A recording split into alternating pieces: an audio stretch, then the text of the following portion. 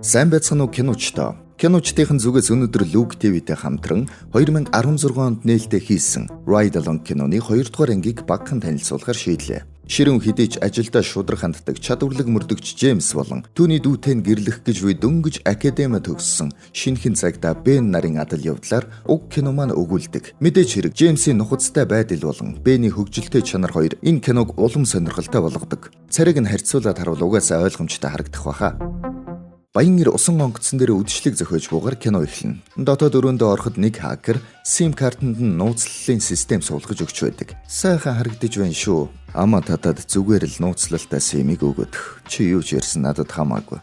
Яа. Би ч энэ залуу үнэхээр их үзэн ядаж байна да. Тэгэд нууцлсан SIM-ийг өгөхөд тэр утсаар ярина. Түүнийг нөгөө хакер сонсдог. Чи надаас $1 сая хавхуул авчихад миний усан онгоцыг явуулахгүй гэж болдго юм уу? Асуудлын гол нь би мөнгө аваагүй. Гэх үед аль хэдийн Антониогийн хүн түүн дээр ирчихсэн байдаг.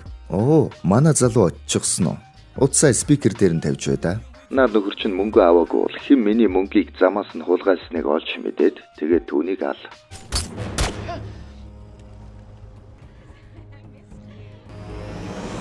Дүрс шилжиж манай танхаа мөрдөгч Джеймс нууц ажиллагаа явуулж байдаг. Энэ манай залуу Трой байна. Хууль бус 8 Хууль бус 8-нд гарсан нэгэн. Бидэнд бэлэн $100,000 бас юундаж идэгдэггүй дэслэгч байна. Сонирхолтой юм болно доо. Бэлнүү хамтрагчаа. Мэлэн.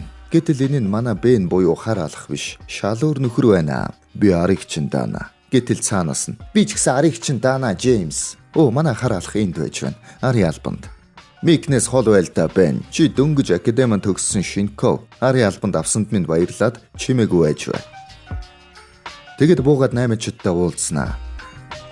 Бидний бараа бэлнэ үү? Эхлээд мөнгө. Чи буруу л ойлгодох шиг байна да. Тэгэхээр бид нар энийг хоёр аргаар хийж болно. Хатуу аргаар эсвэл бидний аргаар. Энэ нь юу гэсэн үг вэ гэвэл аль нь бидний аргаар гэсэн үг. Гэт мултарч байтал нөгөөх нь буу тулгадаг. Чи ингэх гэж байгаадаа итгэлтэй байна уу? Гэж байтал тэндээс хар алах машин унаад хүрээд ирнэ. Тэгэд тэрүүгээр нэг худлаа томорч гарнаа. Босоо энийг нухчих уу? Чи намайг айлгана гэж бодоо юу? Наад шиг ийм юм мэддэг хүн айх уу? Саяных мота боксын хөдөлгөөн байлаа. Чи над руу нүдэ эргэлдүүлсэн үү? Чи миний араас гитээд байна уу? Гэж байснаа цагдаагийн тэмдгээ унгаагаад баригдчихна. Тэгэд буудалцсан эхэлнэ. Тэгэхээр эндээс харж байгаачлан Кевин Хартын хөгжилтэй яриануд киног илүү сонирхолтой болгодог. Киноны өмнөх ангийн төгсгөлд Бен мөн адил мафийн босс болж жүжиглэж Джеймсийг авардгийг манайхан мэдэх бах. Иргэн дурсцгаая л да. Наадхыг чинь би өөрөө. Чи хингээч новшин вэ? Би хинбэ гэж юу? Инээд хурцэн шүү.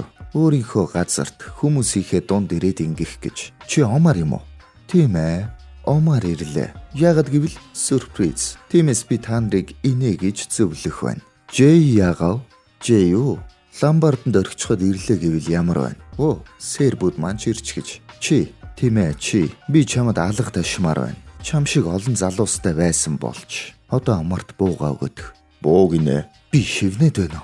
Би чамайг магтаж байхад чи хүмүүсийн маань өмнө намайг ичээж байгаа юм аа? Би омарт буу өгөх гэж хэллээ. Бац омар 185 см гэж би сонссон. Тийм үү? Гэт хөл рүү нь буудаад. Одоо омар хэр өндөр байсан гинэ? Дахиад хэлээд ихтэй. Тэгэд байж байтал жинхэнэ омар гарч ирнэ. Чи хин бэ? Би омар байна. Харин чи хин бэ? Тэгэд удахгүй баригдагч тэд Джеймсийг авардаг. Хоёрдугаар ангийнхаа ихэнд ч ялгаагүй энэ зүйлээ дахин давтснаар кино маань эхэлдэг.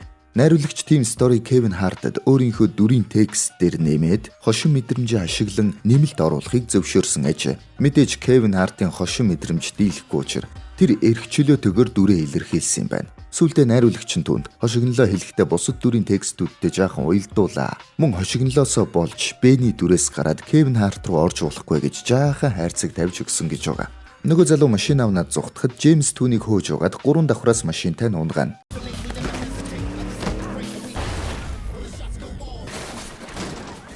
Тэгээд түүнээс хууль бус 8-тай холбоотой нэг флаш олж аваад IT-да өгч нээлэх гэж үздэг. За бидэнд юу байна?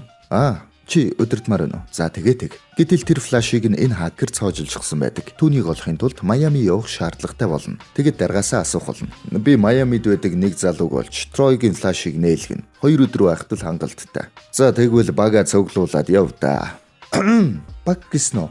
Би ч сүүлийн үед дажгүй завтай байгаа шүү. Чи түүнийг авч явж болно. Гэхдээ өөрөө бүх арыг нь даана гэвэл шүү дээ. Би ганцаараа явна. Бен өөрийгөө батлахыг хүсэж байна. Намайг аваад яваач гэсэн ч Джеймс зөвшөөрөхгүй. Оройн Бен видео тоглоомоор стрессээ тайлж байтал хөрмийн зохион байгуулагч нь тэднийг ирчихсэн байлаа. Бений санааг үгүйсгээд байдаг тул Бен энэ зохион байгуулагчид дургу гэж жигтэйхэн. Тэгээд тэдний ярианд хөндлөнгөөс оролцож эхэлнэ. Сүүлдээ бүр түүнтэй муудалцах болно. Хин нь том болохоо үзэж байгаад манай Бен иш хөөрхи. Сүд бүсгүй Анжела Бенийг хөрмийн зохион байгуулалтаас хол байлгахын тулд ах руугаа залгаж Майами руу аваад яваач гэж гуйдаг. Джеймс харин татгалзсан. Уцаа тасалсныхаа дараа Джеймс би тэрийг одоо өөрийгөө батлагт нь тусалж Майами авч явахын гинэ. Тэр надтай явах юм бол хэр сугвэ гэдгээл батлна үз. Гэтэл нэг санаа Йонг гэдэл ороод ирлээ. Шууд л дүү Анжела дээр очиод би түүнийг хизээч мөрдөгч болж чадахгүй гэдгийг батлахын тулд Майами руу авч явахаар шийдлээ гэдэг. Хэрв чи явмаар байгаа бол хурдалсан чинь дээрдээ. Би 5 минутын дараа хөдлөнө.